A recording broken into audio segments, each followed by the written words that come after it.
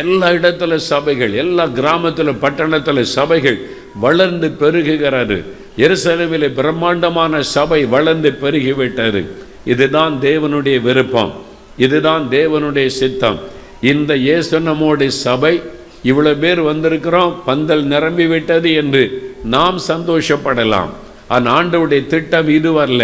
இதை விட 10 மடங்கா பெருகணும், 100 மடங்கா பெருக வேண்டும். என்னால் ஏராளமான ஆத்துமாக்கள் வெளியில் இருக்கிறார்கள். அவங்க எல்லாம் வந்து கர்த்தரை ஆராதிக்க வேண்டும். சபை வளர்ந்து பெருகணும். அதான் தேவனுடைய திட்டம்.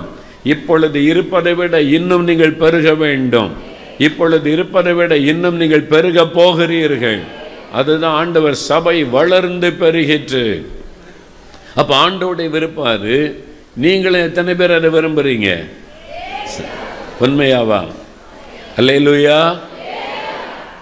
நாங்கள் 50 பேர் இருக்கும்போது பாஸ்டர் கூட நல்ல பழக்கம், எங்கள் குடும்பத்தை பற்றிலாம் தெரியும், நல்லா இருந்தது. இப்போ இவ்வளோ பேர் வந்த உடனே பாஸ்டருக்கு எங்களே தெரிய மாட்டேங்குது, பாஸ்டரையும் பார்க்க முடியல. நான் கொஞ்சம் பேராக இருந்தால் பரவாயில்ல. அதனாலே சிலருக்கு சபை வளர்றது பிடிக்காது. நிறைய பேர் வந்துட்டால் எல்லோரும் பாஸ்டரை சொந்தம் கொண்டாடுவாங்க. அப்போ எல்லாரும் பாஸ்டர்கிட்ட போய் பேச முடியாது. அதுக்காகவே சில ஆட்கள் வந்து சபை இப்படி இருந்தால் போதும் அப்படின்னு இருப்பாங்க. நீங்கள் யாராவது எப்படி இருக்கீங்களா? உண்மையாவா? அப்போ பாஸ்டர் நீங்கள் அடிக்கடி பார்க்கலாம் முடியாது, பரவாயில்லையா? இன்னும் ஆயிரக்கணக்கு ஆத்மா வந்துட்டா மேடையில் தான் பார்க்க முடியும். பரவாயில்ல, ஆத்மா தான் வேணும் அப்படின்னா நல்லாரும் அல்லேலூயா சொல்லுங்க. அல்லேலூயா. அப்போ சபை வளர்ந்து பெருக போகிறது. சபை வளர்ந்து பெருக போகிறது. அதான் கர்த்தர் கொடுக்கிற வாக்குத்தத்தம், ஆசீர்வாதம். எல்லாருக்கும் ஆசை இருக்கு, சபை வளரணும், பெருகணும். ஆண்டவருடைய விருப்பம் அதுதான். ஆனால் அதுக்கு 2 காரியம் செய்யணும். முதலாவது, ஆதி அப்போஸ்தல திருச்சபை நீங்கள் நோக்கினால் அந்த சபை வளர்ந்து பெருக 2 முக்கியமான காரணம். ஒன்று ஜெபம். ஜெபிக்க ஜெபிக்க ஜெபிக்க தான் சபை வளர்ந்தது. அல்லேலூயா. சபை ஜெபத்தில் தான் உருவானது, ஆவியானவர் மூலமாய் ஸ்தாபிக்கப்பட்டது. ஆனால் ஜெபத்தினால தான் சபை உருவானது. அப்போஸ்தலர் 1ஆம் அதிகாரம் 14ஆம் வசனத்தை வாசிக்க கேட்போம். அங்கே இவர்கள் எல்லாரும் ஸ்திரீகளோடும் இயேசுவின் தாயாகிய மரியாளோடும் அவருடைய சகோதரரோடும் கூட ஒருமனப்பட்டு ஜெபத்திலும் வேண்டுதலிலும் தரித்திருந்தார்கள். ஜெபத்திலும் வேண்டுதலிலும் தரித்திருந்தார்கள். இன்னும் சபை ஆரம்பிக்கல. 2ஆம் அதிகாரத்தில் தான் சபை உருவாக போகிறது. அதுக்கு முன்னாலே ஜெபிக்கிறாங்க. ஜெபத்தில் உருவாக்கப்பட்டதான் சபை. அல்லேலூயா. 10 நாட்கள் ஜெபத்தில் தரித்திருக்கிறாங்க, ஜெபிச்சுக்கிட்டே இருக்கிறாங்க. 120 பேர் மேல் அறையில் உட்கார்ந்து ஜெபித்து கொண்டே இருக்கிறாங்க. அங்கே ஒர்ஷிப் நடத்த ஆள் கிடையாது, பிரசங்கம் கிடையாது, ஒன்லி ப்ரேயர். ஜெபிச்சுக்கிட்டே இருக்கிறாங்க. ஆண்டவர் சொன்னார், அக்னியை போடுவேன், நீ அக்னியை போடுங்க ஆண்டவரே. வாக்குத்தத்தத்தை சொல்லி ஜெபிச்சுக்கிட்டே இருக்கிறாங்க. இப்போ எழுப்புதல் வந்து விட்டது. 2ஆம் அதிகாரத்தில் சபை ஸ்தாபிக்கப்பட்டு விட்டது. இப்போ என்ன செய்கிறாங்க? அப்போஸ்தலர் 2ஆம் அதிகாரம் 42ஆம் வசனம் வாசிங்க. அவர்கள் அப்போஸ்தலருடைய உபதேசத்திலும் அந்நியோனியத்திலும் அப்பம் பிட்குதலிலும் ஜெபம் பண்ணுதலிலும் உறுதியாய் தரித்திருந்தார்கள். ஜெபம் பண்ணுவதிலும் உறுதியாய் தரித்திருந்தார்கள். ஜெபத்தில் எப்படி தரித்திருந்தாங்களாம்? உறுதியாய் தரித்திருந்தார்கள். ஜெபம் பண்ணுவதில் உறுதியாய் தரித்திருந்தார்கள். அப்போ ஜெபிக்க ஜெபிக்க ஜெபிக்க தான் சபை வளர ஆரம்பிக்கிறாரு. அந்த விசுவாசிகள் ஜெபத்தில் உறுதியாய் தரித்திருந்தார்கள். அப்போஸ்தலர் 4ஆம் அதிகாரம் 31ஆம் வசனம் பாருங்க. சபைக்கு ஒரு மிரட்டல் வருகிறது, சபைக்கு ஒரு உபத்திரம் வருகிறது, பயமுறுத்தப்படுகிறார்கள். உடனே எல்லாரும் ஒருமனப்பட்டவர்களாய் சபையார் எல்லாரும் ஒன்று கூடி கர்த்தரை நோக்கி சத்தமிட்டு ஜெபித்தார்கள். அந்த ஜெபித்த போது அந்த இடம் அசைந்தது. அல்லேலூயா. சாதாரண ஜெபம் அல்ல, இடம் அசைகிற ஒரு ஜெபம் செய்தார்கள். ஆகவே இயேசு நம்முடைய திருச்சபையில் இந்த ஜெபம் இன்னும் அதிகமாக்கப்பட போகிறது. இன்னும் உறுதியாய் தரித்திருக்க போறீங்க. நீங்க ஜெபிக்கும் போது இடமே அசைய போகிறது. அல்லேலூயா. அப்ப ஜெபிக்க ஜெபிக்க ஜெபிக்க தான் சபை வளருகிறது, பெருகுகிறது. ஆத்துமாக்கள் புதுசு புதுசாக ரட்சிக்கப்படுகிறார்கள். என்பதை நம்ம பார்க்கிறோம். பேதுரு சொல்லுகிறார், சபைக்கு ஒரு நெருக்கமான சூழ்நிலை வருகிறாரு. பந்தி விசாரிப்பு, நிறைய விசுவாசி பெருகிட்டாங்க. சாப்பாடு பாஸ்டர் சொன்னாங்க, இன்றைக்கி கூட்டம் முடிஞ்சோன்னா எல்லாருக்கும் சாப்பாடு ரெடியாக இருக்குது அப்படின்னு சொல்லி. ஆனால் ஆராதனை கூட மணிக்கணக்காக நடத்திடலாம், சாப்பாடு பங்கு வைக்கிறது ரொம்ப கஷ்டம். சாப்பாட்டில் தான் பிரச்சனை வந்துச்சு. அப்போஸ் நடபடிகள் 6ஆம் அதிகாரத்தில் எங்கள் ஆள் ஒழுங்காக கவனிக்கலை, பந்தியில் எங்களுக்கு பாயசம் தரல, அவங்களுக்கு வச்சுட்டாங்க, சண்டை வருது. அப்போஸ் நடபடிகளில் நீ வாச சபை வளர்ந்து பெருகிட்டு எல்லாருக்கும் சாப்பாடு, எல்லாம் ஒன்றா உட்காந்து சாப்பிட்றாங்க, ஜெபிக்கிறாங்க, சாப்பிட்றாங்க, ஜெபிக்கிறாங்க. என்ன பண்ண, நிலத்தெல்லாம் விற்று கொண்டுங்க வச்சுட்டாங்க, சாப்பாடு கொடுக்கப்படுது. கொஞ்சம் பேர் வந்தாங்க, எங்களை ஒழுங்காக பந்தியில் கவனிக்கலை, அவங்களுக்கு பாயசம்லாம் கொடுக்குறாங்க, எங்களுக்கு பாயசம் தரல. அது மாதிரி பிரச்சனை ஒன்று வருது. பேதுரு சொல்கிறார், என்னடா இது வம்பா இருக்குது, சாப்பாடு போட்டாலே பிரச்சனை தான். ஆனால் இங்கே பிரச்சனை இல்லாமல் பாஸ்டர் பண்ணிடுவார், நீங்கள் பிரச்சனை இல்லாமல் சாப்பிட்டு போவீங்க, குறை சொல்லாமல். அல்லேலூயா. சரி, அங்கே அந்த பிரச்சனை வந்து ஆதி திருச்சபையில் பேதுருட்ட பிரச்சனை கொண்டு வராங்க. உடனே அவர் எழுப்பி, வாங்க நான் வந்து பார்க்குறேன், சமையலில் என்ன இருக்குது, எல்லாம் யாருக்கு போட்டிருக்கு அதெல்லாம் சொல்ல. இதெல்லாம் நாங்கள் பார்க்க முடியாதுப்பா, நாங்களோ ஜெபம் பண்ணுவதிலும் வசனத்தை போதிக்கிற ஊழியத்திலும் இடைவிடாமல் தரித்திருப்போம். அதுக்கு வேற ஆளை நியமிக்கலாம், 7 பேரை தெரிந்தெடுத்து அவங்க பார்த்துக்கிட்டோம். இந்த பிரச்சனைலாம் எங்கிட்ட வரக்கூடாது, நாங்கள் ஜெபிக்கணும். ஜெபத்துக்கு தான் முதல் இடம். அல்லேலூயா சொல்லுங்க. நாங்கள் ஜெபத்தில் தரித்திருக்கணும். அதனால் இதிலெல்லாம் எங்களை தலையிட கொண்டு சொல்லாதங்க, அதுக்கு வேற ஆளை நியமிக்கலாம் என்பதாக சொல்லுகிறார்கள். அப்போஸ்தலர் நடபடிகள் 12ஆம் அதிகாரத்தில் யாக்கோபு கொலை செய்யப்பட்டார். ஏரோது பேதுருவை பிடிச்சு ஜெயிலில் வச்சிட்டார். பேதுருவையும் கொலை பண்ணணும், அவரையும் தலை துண்டிக்கணும் அப்படின்னு சொல்லி ஜெயிலில் வச்சிட்டார். சபையார் என்ன பண்ணாங்க, 5ஆம் வசனம் வாசிங்க. அப்படியே பேதுரு சிறைச்சாலையிலே காக்கப்பட்டிருக்கையில் சபையார் அவனுக்காக தேவனை நோக்கி ஊக்கத்தோடே ஜெபம் பண்ணினார்கள். சபையார் அவனுக்காக ஊக்கத்தோடே ஜெபம் பண்ணினார்கள். அல்லேலூயா. இப்போ நீங்கள் எனக்காக 5 நிமிஷம் ஜெபிக்கணும்னு எவ்வளோ ஊக்கமாக ஜெபிச்சிங்க, நல்ல கரம் வைத்து நீ ரொம்ப ஊக்கமாக கருத்தாக ஜெபிச்சிங்க, ரொம்ப சந்தோஷம். அல்லேலூயா. இப்போ சபையார் பேதுருவை தன்னுடைய அப்போஸ்தலனை ஜெயிலில் வச்சுட்டாங்க. அவன் வந்து கொலை பண்ணிடுவேன்னு ஏரோது நிற்கிறாரு. ஒரு ஆபத்தான சூழ்நிலை எல்லாருக்கும் அறிவிக்கப்படுது, விசுவாசிகளுக்கெல்லாம். பேதுருவை ஜெயிலில் வச்சுட்டாங்க, ஏரோது ஜெயிலில் வச்சுட்டார், வாங்க ஜெபிக்கணும் அப்படின்னோடனே எல்லாரும் கூடி வர்றாங்க. ஒருவேளை நம்ம சபைக்கு ஒரு உபத்திரம் வருதுன்னு வைத்துக்கொள்ளுங்க. சபைக்கு ஒரு உங்கள் பாஸ்டர் போலீஸ் பிடிச்சிட்டு போயிட்டாங்க, அப்படிலாம் சொல்லாதுங்கன்றீங்களா? இல்லை, ஒரு பேச்சுக்கு சொல்கிறேன்.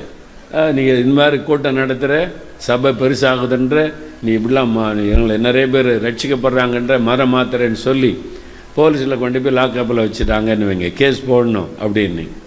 உடனே சபையில் அறிவிப்பு கொடுத்துருவாங்க, அம்மா போய் பிள்ளைகள்லாம் இருக்காங்க, எல்லாம் வாங்க பாஸ்டருக்கா ஜெபிக்கணும் வாங்க, எல்லாம் கூடி வந்து ஜெபம் பண்ணுவேன். எவ்வளோ நேரம் ஜெபிப்பீங்க?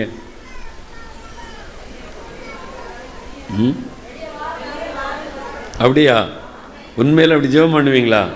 பாருங்கள், நல்ல விசுவாசிகள் தான் அவங்களுக்கு கிடச்சிருக்காங்க பாஸ்டருக்கு. பொதுவாக என்ன பண்ணோம், 1 மணி நேரம் ஜெபிச்சுட்டு அப்புறம் எல்லோரும் வீட்டுக்கு சாப்பிட போயிடுவோம், வீட்டில் போய் ஜெபம் பண்ணுங்க அப்படின்னு. ஆனால் ஆதி திருச்சபையில் பேதுரு ஜெயிலில் வைக்கப்பட்ட உடனே சபையார் கூடி ஜெபிக்க ஆரம்பித்தா 10 நாள் ஆனாலும் ஜெபிச்சுக்கிட்டே இருப்பீங்களா? ஆமென். பார்ப்போம். அல்லேலூயா. ஆமாம், அப்படின்னு வந்து ஜெபிக்கிறீங்களான்னு. ஆதி திருச்சபையில் பேதுரை ஜெயிலில் வச்ச உடனே அவங்கெல்லாம் கூடி ஜெபம் பண்ணாங்க. 1 மணி நேரம் 2 மணி நேரம் ஜெபிச்சுட்டு போய்விடவில்லை, தொடர்ந்து ஜெபிக்கிறாங்க. அதான் நம்ம அறிந்து கொள்ளாமல், சிறைச்சாலையிலிருந்து பேதுரு விடுதலையாகிய வரும் வரைக்கும் அவங்க ஜெபத்தை விடவில்லை. அல்லேலூயா. அந்த மாதிரி ஜெபத்தில் சாதித்தார்கள். நீங்கள் ஜெபம் பண்ணால் தேவதூதன் போய் உங்கள் பாஸ்டரை வெளியே கொண்டு வந்துடுவார். விசுவாசிக்கிறீங்களா? அல்லேலூயா சொல்லுங்க. விசுவாசிங்க. ஆண்டவர் இன்றைக்கு அப்படி செய்கிறார். ஆமென். பாண்டிச்சேரியில் ஒரு பாஸ்டர் அவருக்கு வட இந்தியாவில் போய் ஊழியம் செய்யணுன்னு அவருக்கு ரொம்ப ஆசை. அதனால் தனியாகவே போயிருக்கிறார். வட இந்தியாவில் வடகிழக்கு மாநிலம் மிசோராம் பக்கம் போய் ஊழியம் செய்ய போயிருக்கிறார். அப்படியே கிராமங்களில் சுவிசேரிச்சுட்டு போனவர் ஒரு எல்லையை தாண்டி உள்ளே போயிட்டார். அங்கே போனால் இராணுவத்தினர் வந்து சூழ்ந்துட்டாங்க. இவர் கையில் பைபிள் வச்சுட்டு டிராக்ஷனை வச்சுருக்காரு. இராணுவத்தில் யாருடா இவங்க பார்த்தா வித்தியாசமாக இருக்குதுன்னு பார்த்தா அவங்க வந்து பர்மா மியான்மர் தேசத்து இராணுவம். இவர் தெரியாமல் உள்ளே போயிட்டார். பார்டர் கடந்து அந்த நாட்டுக்குள்ளே போயிட்டார். இந்த நம்முடைய இந்தியாவுடைய எல்லையை தாண்டி பர்மா நாட்டுக்குள்ளே போயிட்டார். அவங்க இராணுவம் பிடிச்சிட்டாங்க. அவரை பிடிச்சிட்டு இவர் பேசுகிறாரு தமிழில் இங்கிலீஷில். அவனுக்கு அதெல்லாம் புரியலை. அவன் பர்மிய மொழியில் பேசுகிறான். அவங்க சொல்லிட்டாங்க இவர் வந்து நம்ம தேசத்தை உளவு பார்க்க வந்திருக்கிறாரு, நம்ம நாட்டை உளவு பார்க்க வந்திருக்கிறான்னு கொண்டு போய் ஜெயிலில் அடைச்சிட்டாங்க. இவர் சொல்லி பார்த்தார், பைபிளெல்லாம் காமிச்சார். ஐம் ஏ பாஸ்டர், நான் வந்து இங்கே பாண்டிச்சேரியிலேருந்து வரேன் அப்படிலாம் சொன்னார். அதெல்லாம் ஒன்றும் கேட்கலை, உள்ளே வச்சுட்டாங்க. அப்போ இவருக்கு வந்து தமிழ் பேசுகிறாரு, இங்கிலீஷ் பேசுகிறாரு கொஞ்சம். அதனால் இவருடைய மொழி தெரிஞ்ச ஆளை கண்டுபிடிக்கணும். ஒரு கேத்தலிக் ஃபாதர், தமிழ் தெரிஞ்ச ஒரு கேத்தலிக் ஃபாதர், அங்கே கேத்தலிக் சர்ச் இருக்குது. அவர்கிட்ட தகவல் போய் அவர் வந்திருக்கிறார், வந்து பேசியிருக்கிறார். என்னையானே சொல்லியிருக்கார், நான் இது மாதிரி ஊழியம் செய்ய வந்தேங்க, நான் இந்தியாவுக்குள்ளே தான் நினச்சேன், இந்த நாடுன்னு எனக்கு தெரியாது, தெரியாமல் உள்ள வந்துட்டேன். அவர் சொன்னார், ஆனால் அவருக்கு கேஸ் ரொம்ப சீரியஸாக இருக்குது. அவங்க என்ன நினைக்கிறாங்கன்னா, நீ இந்தியாவிலேருந்து உளவு பார்க்க இந்த நாட்டுக்குள்ளே வந்திருக்கிறேன்னு சொல்லி உன் மேலே பெரிய கேஸ் அவங்க ஃபைல் பண்ணியிருக்கிறாங்க. உளவு பார்க்க வந்த உளவாளின்னு சொல்லி அவ்வளோ ஈஸியாக நீங்கள் இந்த வெளியே போக முடியாது, எப்படி உள்ளே நீங்கள் வந்த, உனக்கு விசா கிடையாது, பாஸ்போர்ட் இல்லை, இதெல்லாம் உள்ளே வந்திருக்கிற அப்படின்னு சொல்லி ஃபாதர் சரி நான் முயற்சி பண்ணுறேன், நான் பேசி பார்க்குற முயற்சி பண்ணேன்னு போனார். ஆனால் அவங்க ரொம்ப ஸ்ட்ரிக்ட், இராணுவ ஆட்சி நடந்து கொண்டிருக்கிறாங்க, யார் சொல்லியும் கேட்க மாட்டாங்க. அவர் ஒரு பக்கம் முயற்சி பண்ணிக்கிட்டே இருக்கார். இவருக்கு வீட்டுக்கு கூட தகவல் சொல்ல முடியாது. வீட்டார் என்ன பண்ணியிருப்பாங்க, காணுமே பாஸ்டர்ன்னு எல்லாரும் ஜெபம், என்ன ஆச்சு தகவலும் தெரியல, எல்லாரும் ஜெபம். அவருக்கு ஜெயிலுக்குள்ளே உட்காந்து ஜெபம் பண்ணிக்கிட்டே இருக்கிறார், கண்ணு மூடி ஆண்டவர்கிட்ட ஜெபிச்சுக்கிட்டே இருக்கிறார். இப்படியே சில நாள் போச்சு. ஒரு நாள் அப்படி ஜெயிலுக்குள்ளே அப்படியே கண்ணை மூடி ஆவில நிரம்பி அந்நிய பாஷையில் ஜெபிச்சுக்கிட்டே இருந்தாரா. சில மணி நேரம் கழித்து கண்ணை திறந்து பார்த்தா வயல்வெளியில் இருக்கிறாரு. என்னடா நம்ம ஜெயிலுக்குள்ளே தானே இருந்தோம், இப்போ என்ன வயல்வெளியில் இருக்கோம், இது என்ன இடம் அப்படின்னு தெரியல. எங்கே வயல்வெளியாக இருக்குது, அங்கே கொஞ்சம் பேர் வயலில் வேலை செய்துட்டு இருக்காங்க, கிராமத்து ஆட்கள். இவருக்கு ரொம்ப ஆச்சரியம். உடனே எழும்பி அங்கே போய் விவசாயிகிட்ட பயந்து பர்மாக்குள்ளே எங்கேயோ நம்ம மாட்டிக்கிட்டோம் போல் திரும்பன்னு சொல்லி வந்து கேட்டால் மெதுவாக போய் விசாரிச்சிருக்கிறார், இது எந்த நாடு அப்படின்னு. அவங்க என்னையா எந்த நாடுன்ற, இந்தியாவுக்குள்ளே தான் இருக்கிறேனே, இது இந்தியா தான் சொல்லியிருக்காங்க. அப்போ தான் அவருக்கு தெரிஞ்சிருக்கு, அவர் ஜெயிலில் ஆவியில் நிரம்பி ஜெபிச்சுக்கிட்டு இருக்கும்போது ஆவியானவர் அவர் அங்கே கொண்டு வந்து விட்டுட்டார். அல்லேலூயா.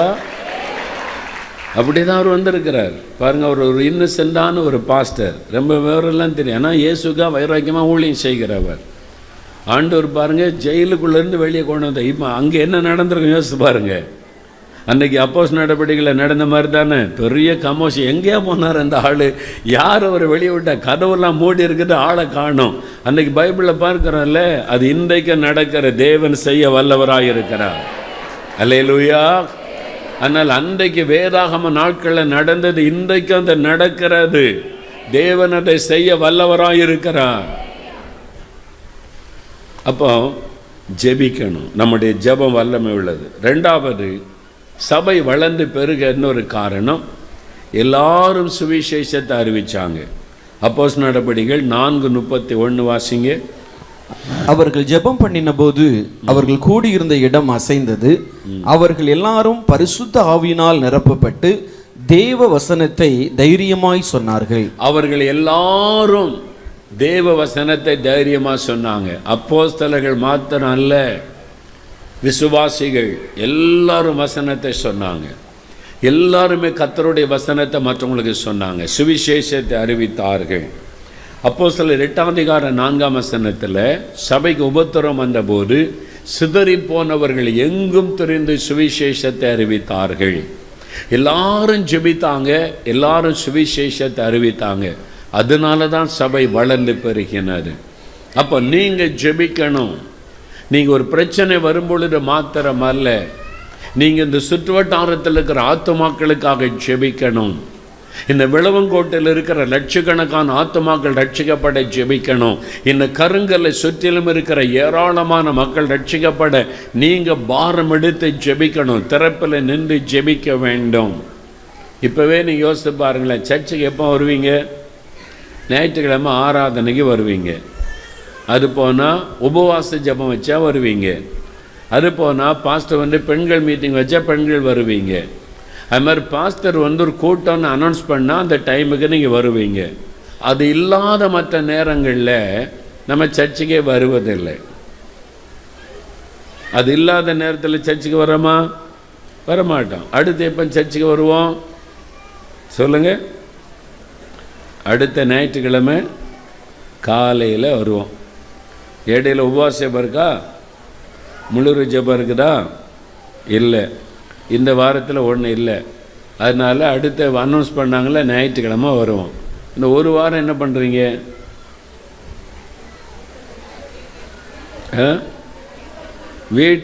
வீட்டில் வேலை, சமையல் பண்ணணும், பிள்ளைகளை கவனிக்கணும், கணவரை கவனிக்கணும், நிறைய வேலை இருக்குது.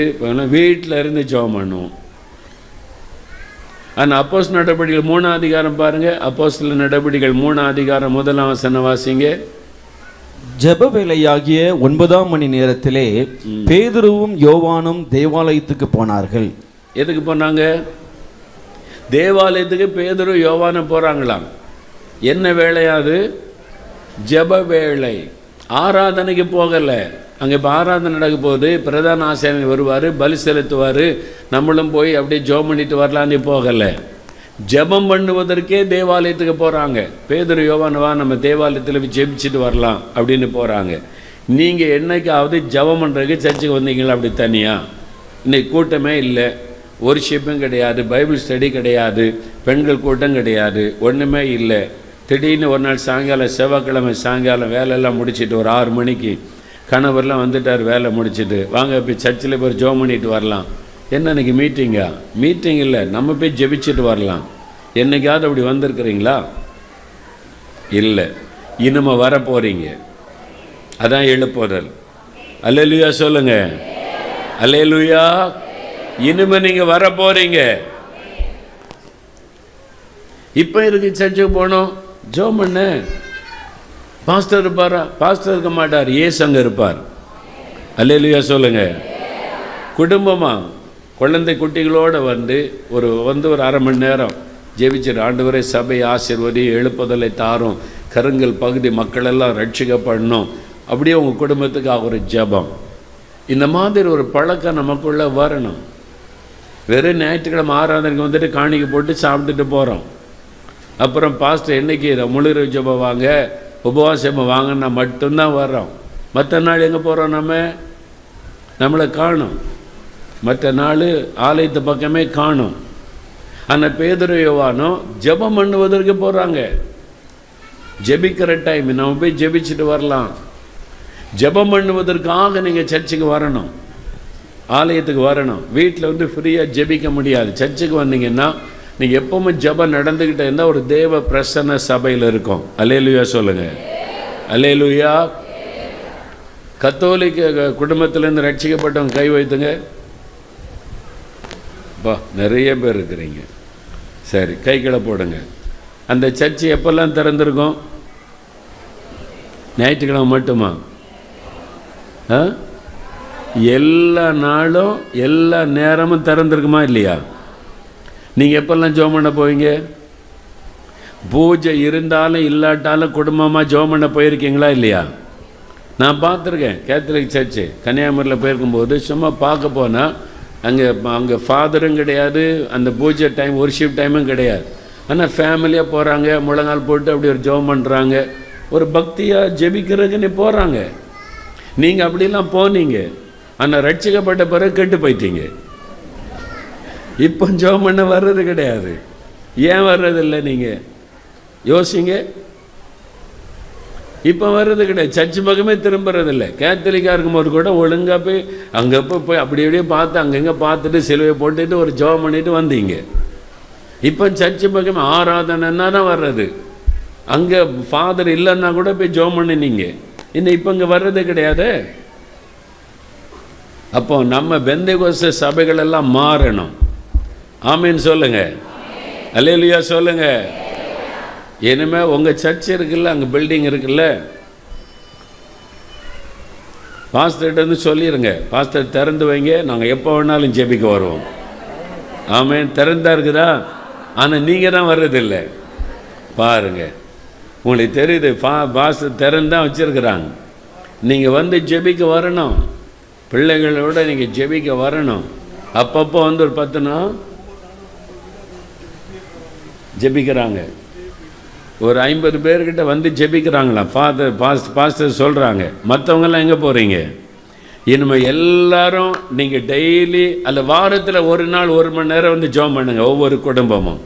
ஆமேன்னு சொல்லுங்கள். ஆமாம், நீங்கள் வந்து ஜெபிச்சிட ஜெப சத்தம் கேட்டுக்கிட்டே இருக்கணும். ஆதி திருச்சபையில் அப்படி ஜெபித்தார்கள், அந்த மாதிரி ஒரு ஜெபம். அடுத்தது சுவிசேஷத்தை அறிவிப்பார். எல்லாரும் வசனத்தை அறிவித்தாங்க. நீங்கள் போய் மற்றவங்களுக்கு இயேசுவை அறிமுகப்படுத்தணும், இயேசுவை சொல்லணும். உங்களுக்கு யாரோ சொன்னதுனால்தானே நீங்கள் ரட்சிக்கப்பட்டீங்க. யாரோ வந்து எனக்கு சொன்னாங்க இயேசுவை பற்றி, ரட்சிப்பை பற்றி எனக்கு சொல்லி அதில் தான் நான் ரட்சிக்கப்பட்டேன் அப்படி சொல்கிறாங்க. கை வைத்துங்க, நல்லா வைத்து காண்பீங்க. நிறைய பேர் யாரோ ஒருத்தர் ஒன்று உங்களுக்கு சொன்னதுனால தான் நீங்கள் ரட்சிக்கப்பட்டீங்க. அப்போ நீங்கள் மற்றவங்களுக்கு சொல்லணும்ல, எல்லாருமே சொல்லணும். ஆமேன்னு சொல்லுங்கள். சபை வளர்ந்து பெருகணுமானா முதலாவது ஜெபம், 2வது சுவிசேஷத்தை அறிவிக்கணும், ஊழியம் செய்வது. இந்த 2 காரியத்தை நம்ம சரியாக செய்யும்போது சபை வளர்ந்து பெருகி கொண்டே இருக்கும்.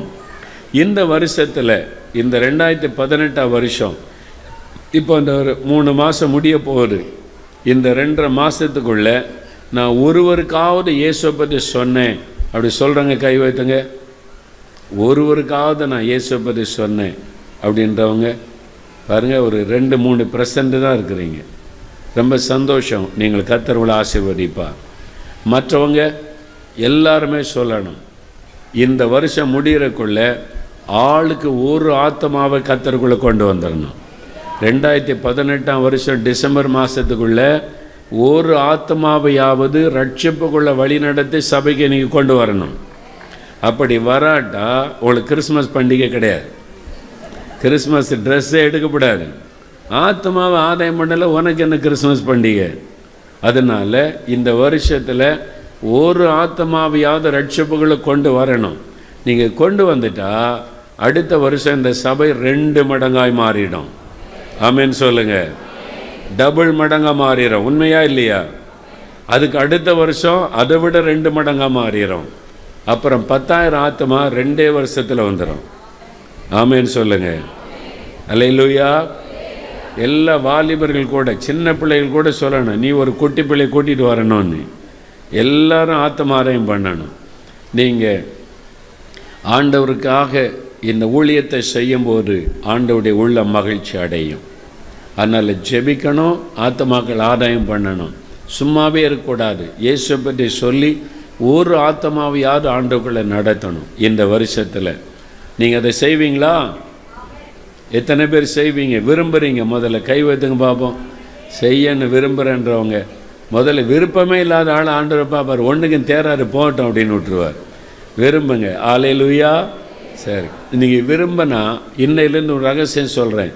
எடுத்த உடனே போய் சொல்ல தேவையில்லை. முதல் 3 மாதம் எனக்கு ஒரு ஆத்மா தாரும் ஆண்டவரேன்னு ஜெபம் பண்ணுங்க.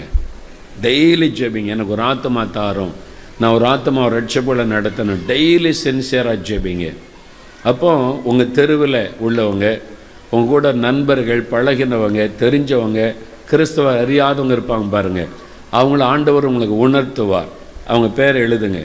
ஒரு 10 பேர் பேரை எழுதி, இந்த 10 பேரை ரட்சிக்கப்படணும் அப்படின்னு கை வச்சு பேர் சொல்லி டெய்லி ஜெபிங்க. நீங்கள் 3 மாதம் செய்து பாருங்கள், அவங்களே உங்களை தேடி வரும்படி கர்த்தர் செய்வார். நீங்கள் அந்த ஆத்மாக்களை அழகாக நடத்த முதல்ல ஜெபிக்க ஆரம்பிங்க. ஒரு ஆத்மா கேட்டால் 10 ஆத்மா ஆண்டவர் தருவார். அல்லேலூயா. பைக் கேட்டார், பைக் தந்திருக்கிறார். கார் கேட்டால் கார் தர்றார். வீடு கேட்டால் வீடு தர்றார். இதெல்லாம் தர்ற ஆண்டவர். ஆத்மா தாங்கன்னு கேட்டால் தருவாரா, தரமாட்டாரா? அவர் அதுக்கு தான் ஜீவனையே கொடுத்தார். அப்போ நீங்கள் கேட்கணும், ஆண்டவருடைய சபையை வளர்ந்து பெருக பண்ண போகிறார். நீங்கள் வளர்ந்து பெருக போகிறீர்கள், நான் உன்னை ஆசீர்வதித்து பெருக பண்ணுவேன்னு சொல்லி இருக்கிறார். எல்லாரும் எழுந்து நிற்போம், எல்லாரும் எழுந்து நிற்போம். Thank you lord, thank you Jesus. உமக்கு நன்றி. ஆண்டவர் சொல்லுகிறார், உன் சந்ததியை நான் பெருக பண்ணுவேன். உங்களுக்கு ஒரு வாக்கு கொடுக்கிறார், உன் சந்ததியை நான் பெருக பண்ணுவேன். இதுவரைக்கும் குழந்தை இல்லை, சந்ததி இல்லை. என் மகளுக்கு, என் மகனுக்கு சந்ததி பெருக்கம் இல்லை. திருமணமாகி 5 வருஷம் ஆயிட்டு, 10 வருஷம் ஆயிட்டு, 15 வருஷம் ஆயிட்டு. ஆண்டவர் சொல்லுகிறார், இந்த வருடம் உன் சந்ததியை நான் பெருக பண்ணுவேன். விசுவாசிங்க. யாருக்கு நீங்கள் யார் சந்ததியின் ஆசீர்வாதத்திற்காக ஜெபிக்கிறீங்க, அது உங்களுக்காக இருக்கலாம், உங்கள் பிள்ளைகளுக்காக இருக்கலாம், உங்களுடைய மகளுக்கு மருமகளுக்காக இருக்கலாம், அல்லது வேறு எங்கேயோ இருக்கிற உங்களுடைய சொந்தங்களுக்காக இருக்கலாம். அந்த சந்ததியை பெருக பண்ணணும் அப்படி விரும்புகிறவங்க வலதுகரம் உயர்த்துங்க. அவங்க குறிப்பாக அவங்களுக்காக ஜெபிக்கணும். உங்கள் மகளுக்காக ஜெபிங்க, உங்கள் மகன் குடும்பத்துக்காக, மருமகள் ஆசீர்வாதத்தை ஜெபம் பண்ணுங்க. உங்களுடைய உறவினர்கள், சொந்தங்கள், உங்களுடைய பிள்ளைகள் ஜெபம் பண்ணுங்க. அல்லது உங்களுக்கு என்ன ஆசீர்வதி ஆண்டவரே, சந்ததியா பெருக பண்ணும், சந்ததியை பெருக பண்ணும். நீர் வாக்கு கொடுத்தபடி இயேசுவின் நாமத்தில் சந்ததி பெருகட்டும். ஆண்டவர் ஜெபத்தை கேட்கிறார், சந்ததியை பெருக பண்ணுகிறார். உங்களுடைய ஜெபம் கேட்கப்படுகிறார், உங்களுடைய ஜெபம் கேட்கப்படுகிறார், உங்களுடைய ஜெபம் கேட்கப்படுகிறார். Thank you, thank you, thank you lord, thank you lord. உங்களுடைய ஜெபம் கேட்கப்படுகிறார். உன் சந்ததியை நான் பெருக பண்ணுவேன். ஆண்டவர் சொல்ல, உன் சந்ததியை நான் பெருக பண்ணுவேன், உன் சந்ததியை நான் பெருக பண்ணுவேன். உங்களுடைய மகள், உங்களுடைய மருமகள், அல்லது உங்களுடைய சொந்தம், உங்களுடைய சகோதர குடும்பம், சகோதரி குடும்பம், யாரோ ஒருவருக்கா நீங்கள் பாரம் எடுக்கிறீங்க. ஆண்டவர் ஆசீர்வதிக்கிறார், இயேசுவின் நாமத்தில் ஆசீர்வதிக்கிறார். Thank you, thank you, thank you, thank you Lord. Anusuya என்ற பெயரை கர்த்தர் கண்முன்னால் நிறுத்துகிறார். யாரோ ஒருவர் அவங்களுக்காக ஜெபிக்கிறீங்க. அனுசூயாவுடைய கற்பத்தின் கனி ஆசீர்வதிக்கப்படணும்னு உங்களுடைய ஜெபம் கேட்கப்பட்டது. கர்த்தர் ஆசீர்வதிக்கிறார், கற்பத்தின் கனியை கொடுக்கிறார். உங்கள் ஜெபத்தை கேட்டு அனுசூயான்ற ஒரு மகளுக்கு ஆண்டவர் வந்து சந்ததியை பெருக பண்ணுகிறார். இயேசுவின் நாமத்தினாலே ஆசீர்வாதம். Thank you lord, thank you Lord. ஆண்டவரே, உம்முடைய வாக்குத்தத்தத்தின்படி சந்ததி பெருகட்டும், இயேசுவின் நாமத்தில் அந்த ஆசீர்வாதம் பெருகட்டும். ஆமென். 2வது, உங்களுடைய வருமானத்தை ஆண்டவர் பெருக பண்ண போகிறார். உங்களுடைய சொத்துக்களை ஆண்டவர் பெருக பண்ண போகிறார். உங்களுடைய சொத்துக்கள், வருமானம் ஆண்டவர் பெருக பண்ண போகிறார். எனக்கு அந்த ஆசீர்வாதம் வேணும், நான் இன்னும் அநேகருக்கு நன்மை செய்யும்படி என் வருமானம் பெருகணும், வியாபாரம் பெருகணும், தோட்டத்தில் விளைச்சல் பெருகணும், நிலத்தில் விளைச்சல் பெருகணும், கர்த்தர் ஆசீர்வதிக்கணும். அப்படி விரும்புகிறவங்க வலதுகரம் உயர்த்துங்க. ஒரு நிமிடம் ஜெபம் பண்ணி கேளுங்க. ஆண்டவரே, என்னை ஆசீர்வாதத்தை பெருக பண்ணும், என்னுடைய தோட்டத்தை எல்லைகளை பெருக பண்ணும், விளைச்சலை பெருக பண்ணும், வருமானத்தை பெருக பண்ணும், வியாபாரத்தை பெருக பண்ணும். நான் பெருக பண்ணுவேன் என்று கர்த்தர் வாக்கு கொடுத்திருக்கிறார். இயேசுவின் நாமத்தினாலே ஆண்டவர் பெருக பண்ணுவீராக, வருமானத்தை பெருக பண்ணுவீராக, எல்லைகளை பெருக பண்ணுவீராக, விளைச்சலை ஆண்டவர் பெருக பண்ணுவீராக. இயேசுவின் நாமத்தினால் செழிப்பு உண்டாகட்டும், தடைகள் எல்லாம் மாறட்டும். இயேசுவின் நாமத்தில் வருமானத்தை பெருக பண்ணும் ஆண்டவரே. இனி கடன் பிரச்சனை எல்லாம் மாறணும், வறுமை எல்லாம் நீங்கணும், அவருடைய வருமானம் பெருகணும். இயேசுவின் நாமத்தில் கர்த்தர் ஆசீர்வதித்து விட்டார். அதற்காக புதிய பிஸ்னஸுக்கான வழிகளை கர்த்தர் திறக்கிறார், வேலைக்கான வழிகளை திறக்கிறார். உன்னுடைய ஜெபம் கேட்கப்பட்டது. ஆண்டவருக்கு ஸ்தோத்திரம். அல்லேலூயா. உன்னுடைய சபையை நான் பெருக பண்ணுவேன் என்று கர்த்தர் சொல்லுகிறார். இந்த சபையை பெருக பண்ண போகிறார். எல்லாரும் வலதுகரம் உயர்த்தி, ஆண்டவரே, சபை பெருகணும், ஜெபிக்க நான் என்னை ஒப்பு கொடுக்கிறேன், ஜெபிக்க என்னை நான் ஒப்பு கொடுக்கிறேன், சபை பெருகும்படி, ஆத்துமாக்கள் பெருகும்படி, சபையின் எல்லைகள் பெருகும்படி, இன்னும் புது புது சபைகள் உருவாகும்படி, நாகர்கோயில் கன்னியாகுமரி மாவட்டம் முழுவதில் இந்த சபை இயேசு நம்மோடு இந்த சபை இன்னும் பெருகன ஆண்டவரே, கிளைகள் பெருகன ஆண்டவரே, ஊழியர்களை எழும்பணும் ஆண்டவரே, இந்த கருங்கல்ல சபையின் எல்லை விரிவடையணும், சபை வளர்ந்து பெருகணும். ஜெபிங்க ஜெபிங்க ஜெபிங்க ஆண்டவரே, நாங்கள் ஒரு மனதோடு ஜெபிக்கிற ஆண்டவரேன்னு ஜெபம் பண்ணுங்க. இயேசுவின் நாமத்தினாலே இந்த சபை வளர்ந்து பெருகுவதாக, சபை வளர்ந்து பெருகுவதாக. எல்லைகளை நீர் பெருக பண்ணுகிறீர் ஆண்டவரே. சின்னவன் 1000 சிறியவன் பலத்த ஜாதியுமாவான். கர்த்தராகிய நான் ஏற்ற காலத்தில் இதை தீவிரமாய் நடப்பிப்பேன் என்ற வார்த்தைக்காக நன்றி, அந்த வாக்குத்தத்தத்திற்காக நன்றி. இது பெரிய ஒரு ஜாதியாய் மாற போகிறது. இந்த சபை ஒரு பலத்த ஜாதியாய் மாற போகிறது. கர்த்தர் பெருக பண்ணுகிறீர். இப்பொழுது இருப்பதை விட 100 மடங்காய் 1000 மடங்காய் பெருகட்டும் இயேசுவின் நாமத்தில். ஊழியத்தின் எல்லைகள் பெருகட்டும், இந்த சபையின் இடத்தின் எல்லைகள் பெருகட்டும், ஸ்தலங்கள் பெருகட்டும். கர்த்தர் பெருக பண்ணுகிறீர். ஆசீர்வாதம் உண்டாகட்டும். நீர் ஆசீர்வதித்து விட்டதற்காய் ஸ்தோத்திரம். நாங்கள் பெற்றுக்கொண்டோம் என்று விசுவாசிக்கிறோம். ஆண்டவரே, நீர் என்ன சொல்ல சொன்னீரோ உம்முடைய பிள்ளைகளுக்கு நான் சொன்னேன். இந்த வாக்குத்தத்தத்தின் ஆசீர்வாதம் உம்முடைய பிள்ளைகளுக்கு நிறைவாய் உண்டாயிருக்கட்டும். இந்த நாள் முதல் அந்த ஆசீர்வாதத்தை உம்முடைய பிள்ளைகள் காணட்டும். இயேசு கிறிஸ்துவின் நாமத்தில் ஜெபிக்கிறோம் பிதாவே, ஆமென்.